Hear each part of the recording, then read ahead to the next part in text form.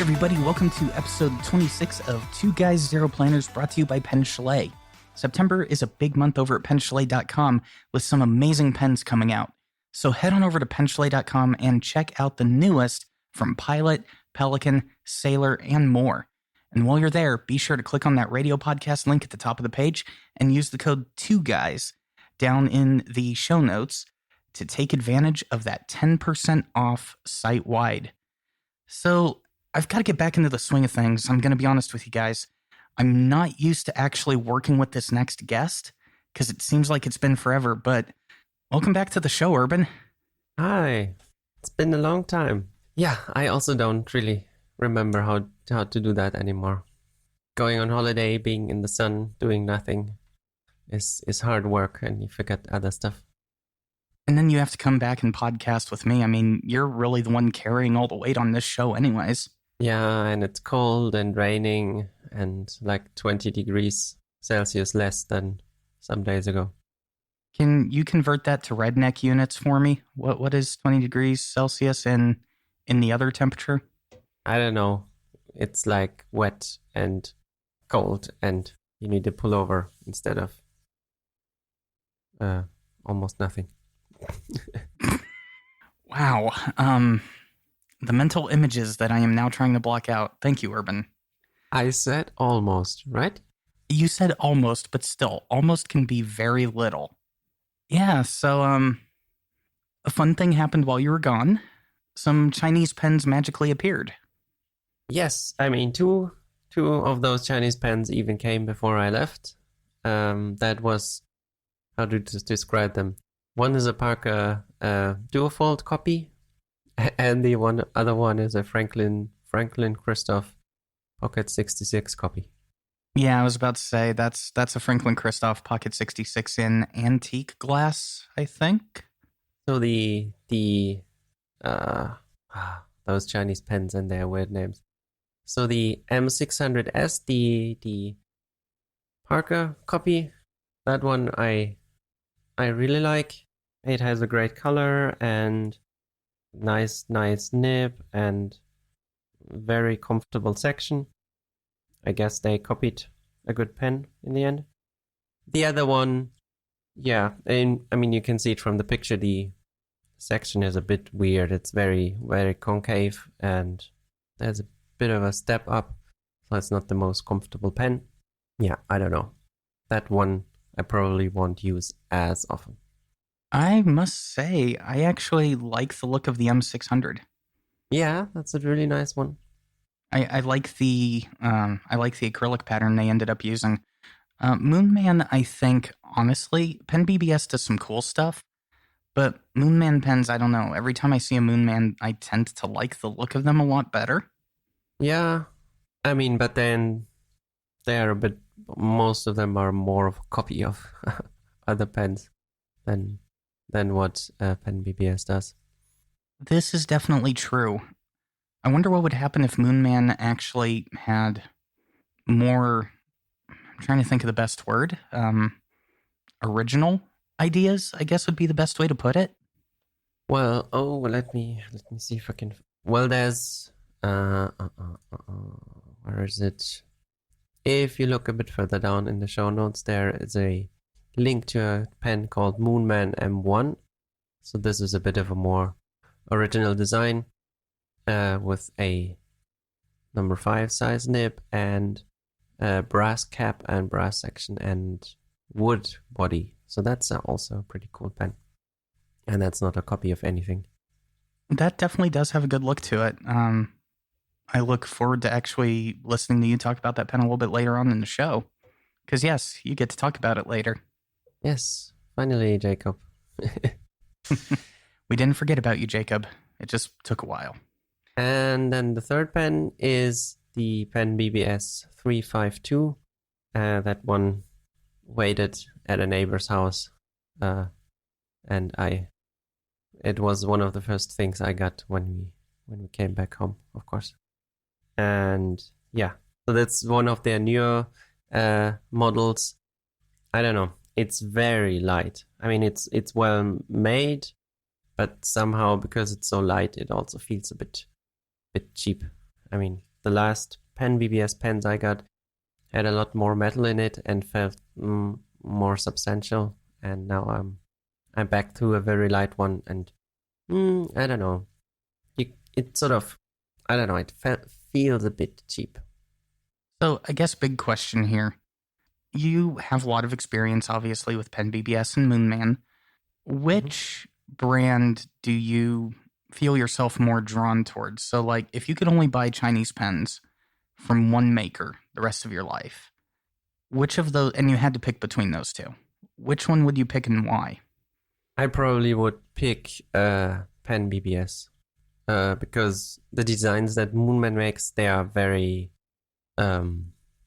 classical and they don't experiment very much. But Pen BBS, they are all over the place, both with the materials and the designs, and they basically try everything from a tiny pocket pen to big metal pens and everything. So there's just more variety, and they just try it all.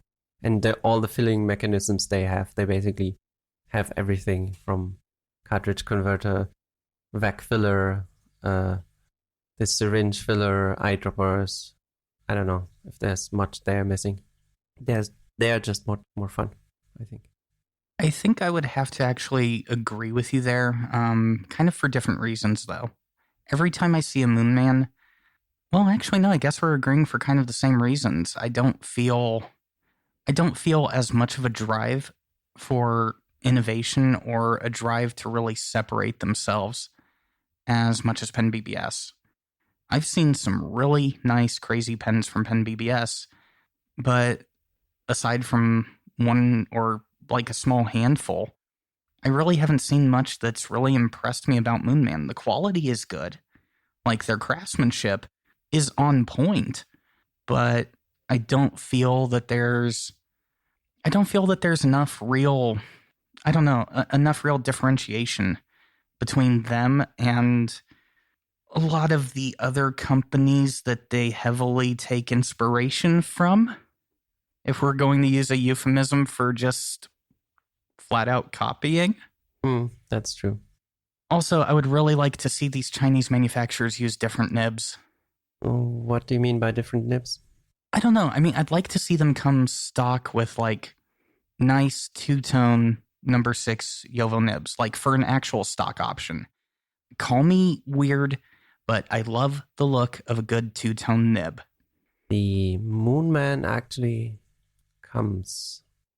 So yeah, if you look at the so Moonman has, I mean, they only have a fine, but you can get them in either silver, gold, or two-tone. And the two-tone actually looks pretty good because sort of the mountain has one color, and then on the other side it is the other color. So this exists. See, this is what I missed about you. I tried to prove a stupid point, and then you proved me wrong like 2 seconds later. But you're right. I mean, they only have this fine nib, and their Pen BBS is also doing better because you have an extra fine, 2 versions of fine nibs and a medium. And as far as I know, sometime this year they will also come out with a broad. So they are also doing good there. Really?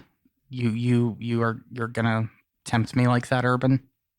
I will definitely let you know when they have broad nibs. Well, you heard it here first, folks. My wallet is officially crying out in agony because Pen BBS will have interesting pens with broad nibs. Well, at least it's only Pen BBS pens, right? Nothing more expensive.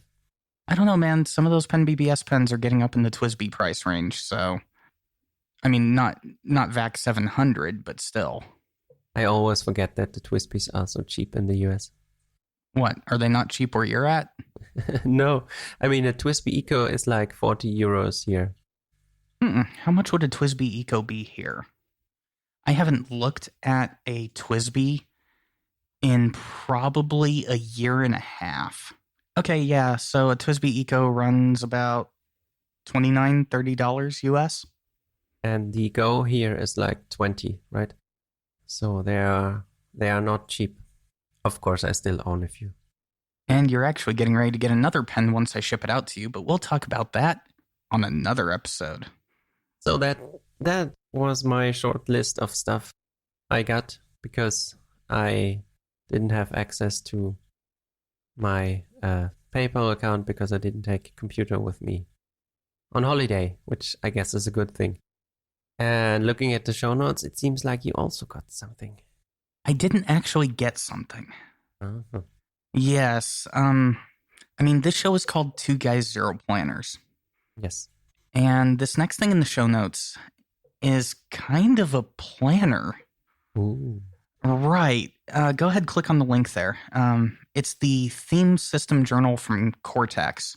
What Mike has been talking about on the Benedict for a while, I guess. For those who listen to stationary podcasts and don't listen to other podcasts, Cortex is a show that Mike Hurley from The Pen Addict and other very amazing shows over at Relay.fm, he does a show with YouTuber and podcaster CGP Grey, where they talk about a lot of things having to do with, honestly, it sounds like an organization podcast a lot of time, like how to organize your life, how to organize your thoughts, how to complain about random things happening in Britain at the time, and Apple products, because, well, Apple. They collaborated and came out with a journal system that they think works best for both of them, with some compromises. So they collaborated together and came out with the theme system journal from Studio Neat. And yeah, I'm intrigued by it, but I don't know. So here's the crossroads I'm at, and maybe you can help me figure it out. So obviously I do the whole YouTube channel thing and I review stuff. Doing this could generate traffic to the channel. So from the pure perspective of gaining followers and all that stuff for the YouTube channel, the smart play is to do something like this that has a name attached to it. But is it really worth getting something I'm only going to use once? Maybe. So you mean use it only to review it? Yeah, I mean, I feel that's really all I would be getting it for. I mean, that's the question, is that really worth it? I mean, you could, of course, actually try to use it as, I don't know, for the YouTube channel, for the podcasting, sort of actually try using their system for that part of your life. I don't know.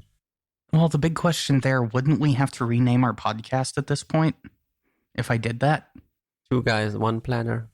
Yeah, and see, that just doesn't have the same ring to it. And then I feel like the first 24 episodes of our show, 24, 25, however many episodes we've done, I feel like I would have been lying to the audience. Like this whole time, the future said I was going to get a planner. I don't know. So the issue is, of course, with a pen, you can just buy it, review it, and then you can sell it again. Right. With a notebook, that sort of doesn't work, especially with one like that, right? Where pages are special. And I mean, don't get me wrong, I really like the way that they've broken the notebook out to where you can have these delineated themes going throughout the journal. I like the separation. I like the design. Honestly, with Mike and CGP behind it, you know that the quality is there because they put attention into every detail, and the paper is probably actually halfway decent. I don't know. I'm starting to feel like I may actually be anti-planner. It sounds more like a no, from what I hear from you, that you shouldn't get it, actually. So fight the urge to get a clickbait video and just keep doing what I do best and review the stuff that I know I'm actually going to use. I guess that's a better option, yes. And also, clickbait video just helped me figure out the title for one of my upcoming videos. Yes, thank you. That's exactly what I needed. Yay! Awesome. Yeah, I just have to wait for that product to actually get in. Boy, I just realized I put the weirdest emphasis on the weirdest syllables when I talk. How are you people able to listen to me? And I've been breaking the fourth wall a lot lately. See what happens when you disappear for a few weeks? And then I'm back and it all falls apart. Oh no. That's how it goes, man. That's how it always goes. So speaking of something that changed while you were gone, we actually kind of have a format to the episodes now. Yes. That's actually a good thing, I guess. I don't know how to take that. We'll talk about that later. Yes, definitely. So, as Urban was kind of alluding to, Jacob, we finally got around to your question, in which you asked, has Urban stopped hoarding Chinese pens? Also, which are his 5 favorite pens? Which you didn't spell favorite with a U. I'm disappointed. Very disappointed. So did I stop hoarding Chinese pens? Well, not entirely, I guess, but I've become a bit more selective in what I buy. I don't just buy everything I see anymore. That's probably a good thing. Yeah, I guess it is. So I might actually skip a pen BBS pen in the future. Who knows? I am shocked and outraged. Well, there's some other pens coming that were a bit more expensive, so I have to not spend the money on pen BBS pens. Fair enough. So what's the top 5 Chinese pens for you? So my top 5, so they are not, as basically everyone with top 5 says these days, they are not ordered. They are just, I don't know, 5 good pens. So number 1 is the D-Like New Moon version 2. So that's how would you describe it? Well, you probably describe it as a Sailor Pro Gear Slim copy. Yeah, I could see that. It definitely has kind of a Pro Gear look to it. So I think there were 3 versions or 3 pens named D-Like New Moon. So this is the second version. I think that's the best one. It has a number 5 nib. I put in a different one. I had this Jovo Arrow nib, and that is now makes it a really fun pen. Really well made, great acrylic, and I guess the only issue is that it takes a bit, 3.5 turns, so that's a bit much, but it's still a great pen. Wow, 3.5 turns? Really? But I found if it's a really thin pen, then you can easily spin it, and it's not so much of an issue. Not like the Opus 88 pens that are so thick that 3 turns, you fall asleep turning the pen. Yeah, basically. Okay, so I must say I actually like the shape. I'm kind of iffy about on that pen, but I really like the colorway that you got there. Yeah, that's a really nice color, and it's sort of, I don't know what's the word everyone uses, chatoyancy. That's what it has, I guess. Is that actually the word? I hear a lot of people using it, and I honestly don't know the right use for it. I also don't. I'm not sure. Seems to be when it's sort of, it's not glitter, but it sort of reflects light in a special way. I don't know. Hey, RoboJim, could you let us know? I know you know the words. Could you let us know? That way we all know the words too. And then we'll have all the words. And then can we get a recording of you saying guilloche? That would be awesome, RoboJim. Please do that. Speaking of glitter, the next pen is the Wingsang 618. So I have a glitter version. So I still have two of them. So this is the A copy of a Parker 51, but as a piston filler and with a Sailor-inspired screw cap. In Chinese pen standards, it's a pretty old pen, so 2 years, maybe even more, and it's still in production. So I guess it's a hit, and it is a really good pen. They generally have good nibs, and yeah, I really like it. I like the design of the Parker 51, and I think this is actually, I don't know, modernizing it. I like screw caps more than push-on caps, and it being a piston filler, that's also pretty great. The sort of almost the same or similar pen is the 601. So that is a closer copy of a 51. I guess it has this push-on cap made of metal, and it has a, I don't know, is it a vacuum filler or whatever? This is, or vacuumatic or whatever that's called. That's also great. And I also have a transparent or translucent version, which I enjoy. How do you call it?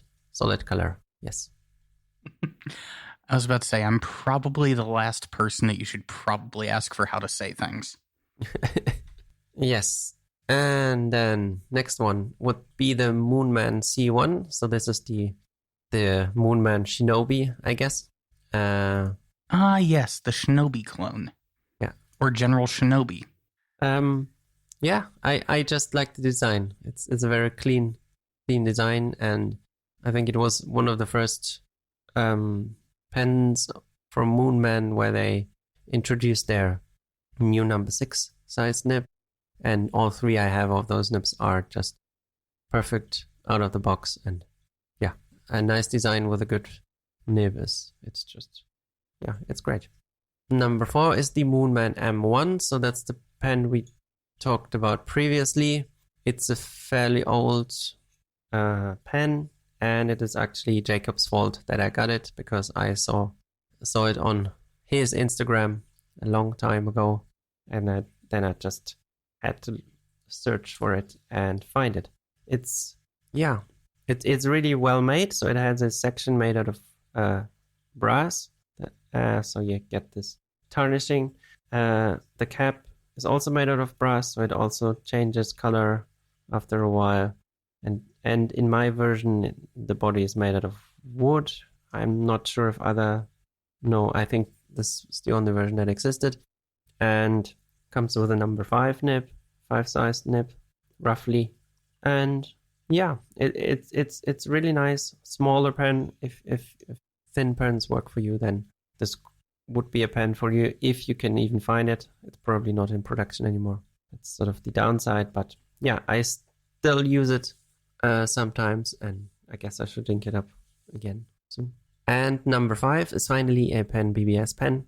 Yeah, so I picked the 355, so it's the syringe filler, I guess, the Conet inspired pen of theirs, because it is a fun filling mechanism, and once you know how to use it, it's also not much of a mess anymore, and it's very, very well made. It's also has a lot of a bit of more of metal in it, so it's a bit heavier, so it feels great in the hand.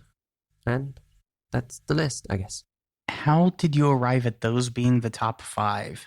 I don't know. I opened the drawers and looked at all of them and tried to pick some. Fair enough. I guess that's the best way to do it. Yeah.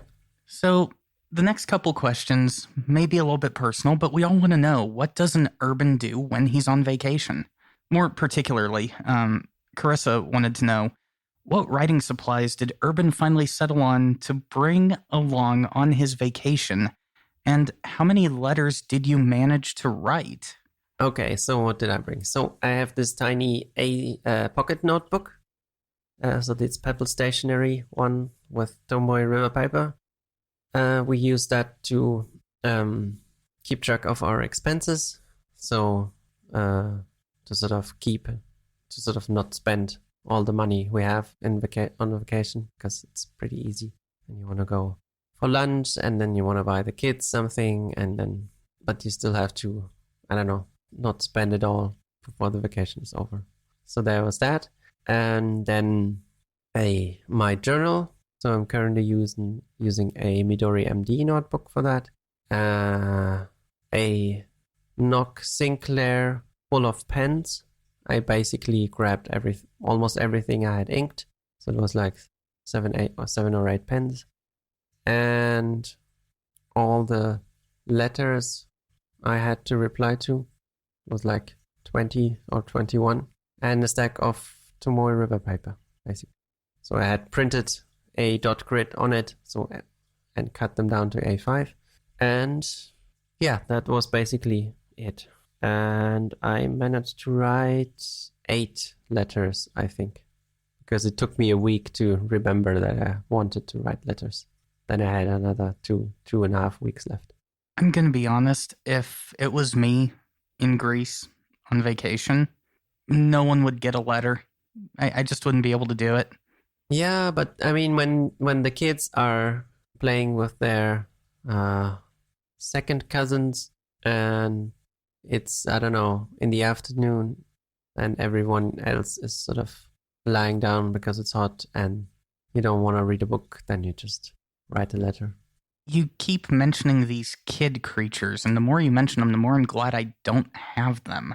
They make everything a bit more difficult. That is true. Yeah. Okay. That's good to know. I'll put that down on my top 300 reasons why not to have children. They also cost a lot of money. Which you need money for pens. Yes, pens are more important. Maybe you should take my advice, maybe not. I don't know. I'm not a professional advice giver. I just play one on YouTube. Thank you. Mm-hmm. Wow, you can tell I had coffee before we started recording. Ah, coffee. Yes, good Indonesian coffee. So, Alex Kramer kind of followed up another vacation question here for you. How was traveling in Europe, and were there any stationary sightings in the wild, as it were? So, what we did is we went by car from Munich to Athens, roughly. So that meant we basically were on the road we took it slow, so we were on the road for 4 days, and we went through Austria, Slovenia, Croatia, Serbia, and North Macedonia before we ended up in Greece. These days, this is actually pretty easy to do. The whole way is all through all countries is just motorways. If you want to, you don't even have to see anything of the countries you pass through. And even in those countries that don't have the euro as their currency, you can, on the motorway and close by, you can still pay with euros if you wanted to, or you just use your bank card. So it's all pretty simple. Yes, there's like 2 countries in that list that are not in the European Union, so you actually have passport controls, but it was all pretty painless. And if you are in a car with kids, then they generally don't look that closely anyway, because it's unlikely that you're a smuggler or anything. So in that sense, it was pretty painless. Plus, when you're then in Greece and you have a car, you are just much more flexible and you can visit stuff. And we visited friends of my wife and relatives and went to archaeological sites, which are, of course, everywhere in Greece. And yeah, so it was pretty great. And I'm sure we'll do it again next year instead of going by plane and then basically being stuck in one place. I went ahead and did the math, finally. You said 2,200 kilometers? Yeah. Okay. So to put that in perspective for the majority of our audience who happens to be in the continental United States for some reason, that would be the equivalent of driving from Oklahoma City to Long Beach, California. So halfway across the United States. And you did that with children. You are insane, sir. You are flat out insane. Well, they're 6 and 9 now. And we tried it in April or May when we went to Belgium. And we basically had one day where we traveled for 8 hours. And then we realized, this wasn't actually that difficult. Maybe we can actually do it and go to Greece by car. But yeah, I mean, last year that wouldn't have been possible. Now they're old enough that it actually works. But yeah, it took some years. So kind of the second half of that question, did you see anything interesting stationery-wise, or was it just the stationery that you brought with you? No. So there are 2 good stationery stores, as far as I know, in Athens, but the guy I talked to said they are probably closed in August, because everyone in Greece is on holiday in August because it's just too hot, and we didn't really go to the center of Athens anyway. We spent it at the summer house, mostly of my parents-in-law, which is by the sea, of course. And yeah, so no, I didn't really see anything or buy anything there. Well, sir, I do envy you. It sounds like it was a very lovely trip. Yes, it was. Yeah. You know, Alex actually did have another question as well. I'm going to go ahead and bump it up in the list here. What was it like listening to the show as a listener instead of a host? Oh, that was a lot of fun. I don't know if there's more to say, but yeah, it was pretty interesting to hear those two talk to you. And it's just a shame that every time you have guests on, it's because I'm not there, so I can never be there live with the guests. So, any coaching tips? Anything I could do better? Maybe. Let's treat this like a job interview for a second. Like I didn't get a job after the interview. What could I have done better in the interview, Urban? I don't know. I had fun listening to it, and it seems like both Brad and David also had a lot of fun. So I guess. Man, some of those questions were insane. Yeah, but I mean that's part of the fun, right? Yeah, helpful hint. Apparently be very careful when you refer to certain parts of the United States as the big empty. And then don't draw pictures trying to explain what you meant. It just makes it worse. I think that is the one lesson I learned from you being gone. I should never make big, broad statements like that. So, I've kind of been avoiding this one question from Carissa because I'm trying to think of a way to explain it succinctly. Okay, so Yeah. questions from Carissa. What do you look for in a microphone to suit an individual's voice, and what microphone would you choose for Urban and why? Okay, so I'm not going to give the nerd answer because the nerd answer would be approximately 2.5 hours long, and I should probably start a podcast about podcasting. Mm-hmm.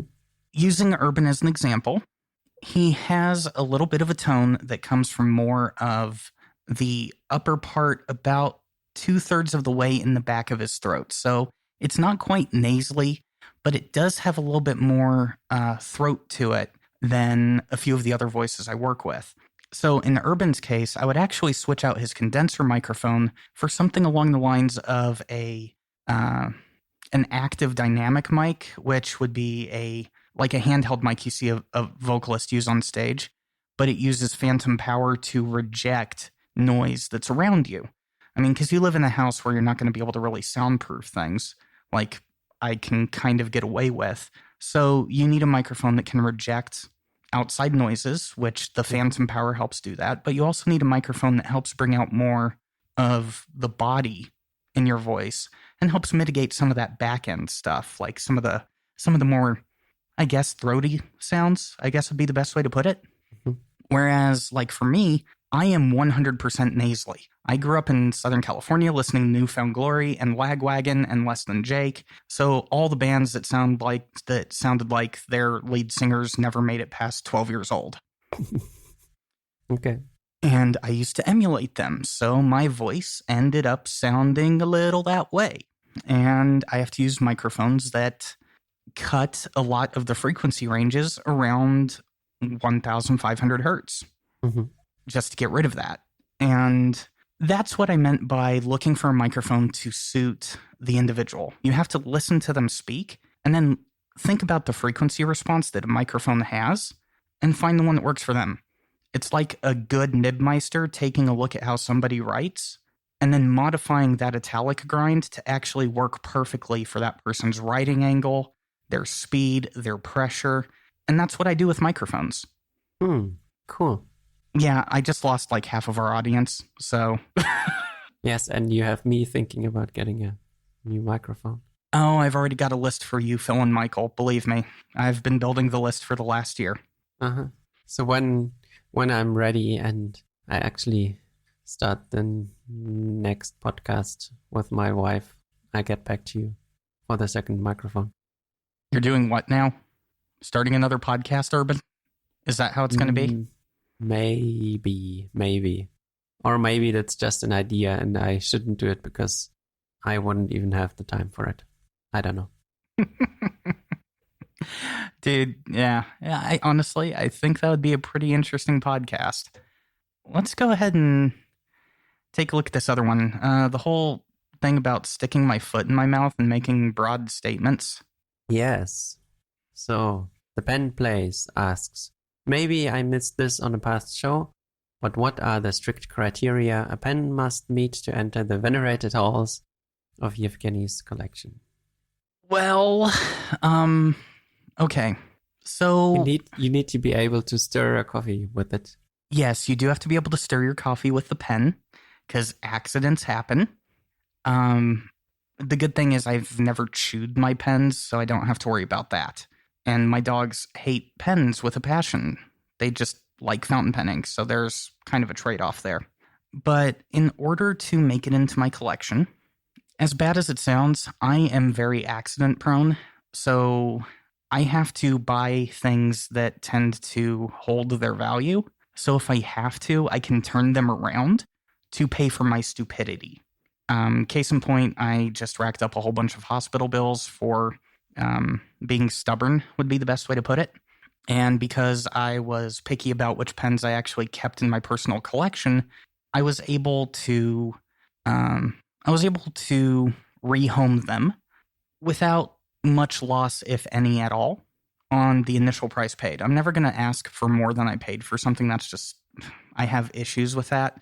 Unless, of course, it's like a vintage, like 1936 Parker something or other. Then in that case, yes, it's probably worth a lot more than it was worth back when it was first made. That's just how vintage stuff works. So, I mean, first things first, it's got to be able to hold its value, and it's got to look nice, flat out. Like, I don't mean like Bennu flashy. Bennu makes great pens. Some of them look really nice, but they're too flashy for me. So a good example would be, like on the flashy side, the Pelican M800 Stone Garden, I consider flashy because of the pattern on the acrylic, if that makes any sense. Mm-hmm. So it's flashy compared to other Pelicans, I guess. Mm-hmm. And I prefer pens that have more earthy colors to them or remind me of certain landscapes that I could find in the Southwest United States desert, or things that remind me of the beaches along the southern coast of Turkey that I used to live at when I was a child. Mm-hmm. And yes, that's kind of why I have a turquoise fixation. So there is that. Mm-hmm. The other thing, it's not going to stay in my collection unless it's a broad nib. I found, like, when I first got back into fountain pens, I thought I liked extra fines and fines because the only ballpoint pens I could write with, or the only gel pens I could write with, were the super fine tip pens because they didn't destroy my hands for some reason. But when I got to fountain pens, I realized I actually prefer having a much wider line because it's no longer really just about the nib. It's also about the combination of the pen and ink. And I like inks that have the ability to provide character with the shading, sheen, and occasionally shimmer, mainly only Emerald of Chivor. That's really the only shimmer ink that I can really tolerate. Mm-hmm. Boy, this question's making me sound like a snob. No, you're just picky. And I don't know. There are some advantages to having only a few pens and not like, I don't know, I have more than 60 now. And of course I can't use them all, which makes me sad sometimes. Well, for those curious, I'm actually down to 3 pens. So the Stone Garden? The Stone Garden. The Sailor Lighthouse or whatever? Yes, the Sailor Graphite Lighthouse. And the Brooks Charleston. Okay. Uh-huh. Yeah, the black and red and orange swirl. Yeah. That pen, if there is a pen, well, no, we're going to answer that question here in a bit. So, yeah, we'll get to that. But yeah, those are the 3 that I kept, which does mean, yes, I did sell my Nakaya. How did that feel? I'm not going to say who owns it now, but of all the people it could have gone to, I'm actually glad that it went to this person. Mm-hmm. The Nakaya was, I thought it was my Grail pen, if that makes sense. Mm-hmm. And I realized that a Grail pen no longer means cost to prestige level. So some people think, like, and probably rightfully so, that Nakaya has a good prestige value to it, almost like Mont Blanc or a few other brands. For me, I really didn't feel it. The more I used the pen, the more it just felt like a good value pen. Believe me, it's got great value to it. Mm-hmm. and it writes beautifully and it has an amazing nib, but it just didn't feel like an extension of me. And I chose to keep the Stone Garden. Okay. Yeah, so now I have a 20 pen case with 3 pens and a whole bunch of dice for Dungeons and Dragons. I can send you a few Chinese pens to fill up the empty space. I still have a few of your Chinese pens sitting in my desk at work. So they don't count. No, they don't count. They're work pens. That way I don't have to use a Bic. Yeah, that's always good. That's true. Exactly. Even a cheap Chinese fountain pen is better than a Bic. Mm-hmm. And there's one of those broad statements again. Well, depends on which Chinese pen, of course. Of course. Yeah. Definitely, of course. This next one. Every show I've ever done, one of my listeners has come up with a doomsday scenario question. Mm-hmm. And I'm surprised it took this long for us to get one on this show. Mm-hmm, that's true, yeah.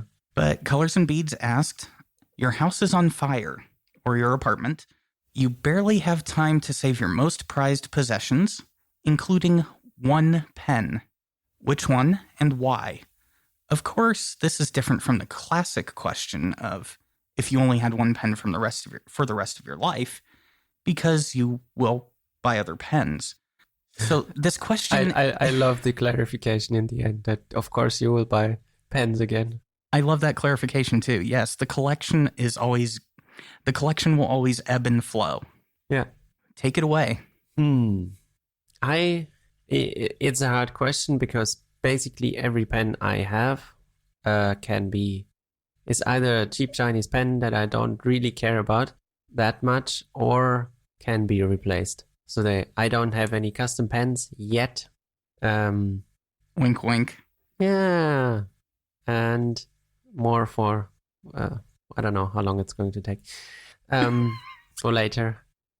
So I would probably pick a pen that I like and that would be useful when you have only one pen and as an all-rounder, I guess. So that would be my Pelikan M205 in the clear version. It has a medium nib and it is a tiny bit bouncy and it's just a really nice writing experience. I've almost written it dry now and I'm already thinking about what ink to put in because I enjoy it so much. Okay, I'm going to add something to this question. You get your insurance money. What is the first pen you buy to help regrow the collection? I don't know, probably a Leonardo pen. I like this was sort of my second choice, the Leonardo Furore I have, because it's also nice pen, a bit more on the flashy side. I have the yellow one. Yeah, I enjoy that one also a lot. Good answer. Good answer. So okay, now it's your turn. Yeah, as we were kind of alluding to earlier, the one pen would be the Brooks Charleston. I had to temporarily part with it for a brief period last year for a good cause that happens to have 4 legs, a tail, and is an all-around good dog. And when I reacquired it, I promised myself that if I ever have to do anything to liquidate anything just to keep my... Yeah, I'm weird when it comes to finances. I'm just weird. People are probably listening to this going, why would you keep yourself to where you have to sell pens to pay medical bills? Trust me, it's a weird system. It's just weird. Yeah, I treat pens like a savings account. Go figure. Which is true. I mean, I literally treat pens like a savings account, but I promised myself that of all my items, all of my luxury items, I will sell my computers before I sell that pen. Okay. That pen has a special story. So when I was at the Chicago Pen Show, a certain person named Jim convinced me to trade a Pelikan M400 to a wonderful Mr. Jonathan Brooks for that pen. Mm-hmm. That trade started one of the most amazing pen show experiences of my life. It actually helped me open up to quite a few people that I actually consider friends now. Like the conversations that I got to have with Mike Madison at that show really started because I opened up because of that trade. The actual relationship I have with Michael and Jesse and Jim and just everyone I got to meet at that pen show, it wouldn't have happened if I hadn't opened up. I'm an extremely shy person. Mm-hmm. And if Jim hadn't convinced me to do that, and if I hadn't followed through with it, it wouldn't have, yeah, it would have just been another road trip. So yeah, that pen's got significance. Of all the pens I've ever gotten, that one has done more to help me both grow in the stationary community and grow as a person. And other than my dogs, I can't really say that about a single other possession that I have. Okay. Well, I guess that's a good reason to keep it then, yeah. It really is. So no one is ever going to see me part ways with that pen ever again. So don't even try it. My dogs will hunt you down. They have skills, and they will find you. And what pen will you get then with the insurance money?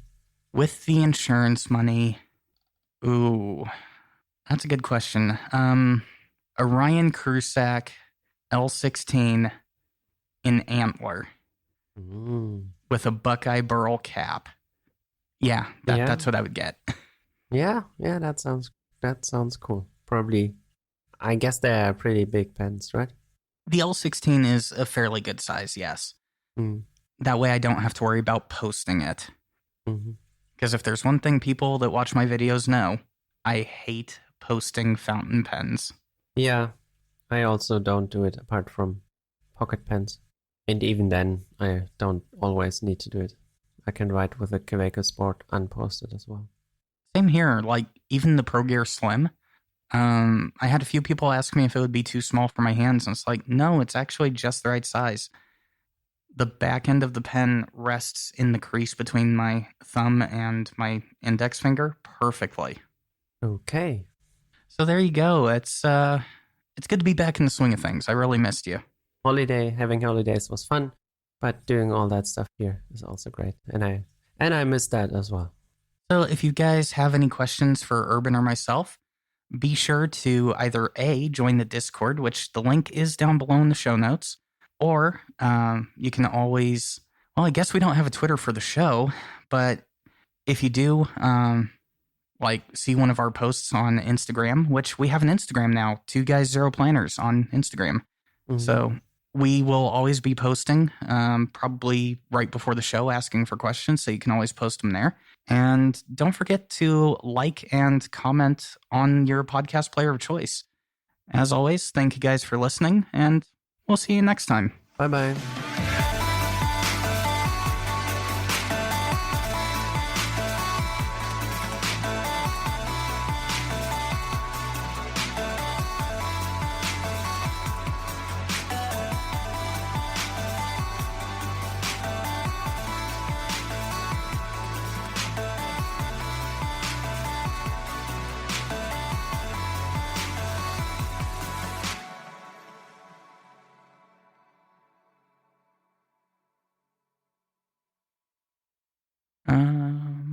This is the part that I edit out because it's boring as something.